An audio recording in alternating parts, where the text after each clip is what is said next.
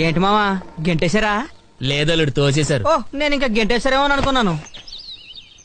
ఇంతకీ నువ్వు ఆడపిల్లల తరఫు నుంచా మగ పిల్లల తరఫు నుంచా బా? హైదరాబాద్ నుంచి బామర్ది.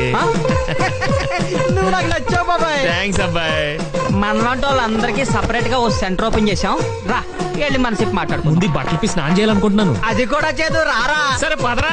పెళ్లి కూతురు ఫ్రెండ్ ఫ్రెండ్ అంటే మరీ అంత క్లోజ్ ఏం కాదు, జస్ట్ తెలుసు అంతే. ఆశ గురించి. ఆశ ఆశకి నాకు చిన్న అఫైర్ ఉంది అంతే. కూల్ డ్రింక్ దాకా కూడా అబద్ధం చెప్పడానికి నేనేమన్నా ఎదవనా? పియానో వాయించి మరీ ప్రేమించాను. ఈ విషయం పెళ్ళికొడుకు చెప్పండి, ఫీల్ అవుతాడు. వీడేంటి ఆడికి అడుగు కాబోయే పెళ్ళం గురించి చెప్తే ఈ టెన్షన్ అయిపోతాడేంటి? వాడేరా పెళ్లి కొడుకు. నాకు ఇంకో అమ్మాయితో అఫైర్ ఉంది.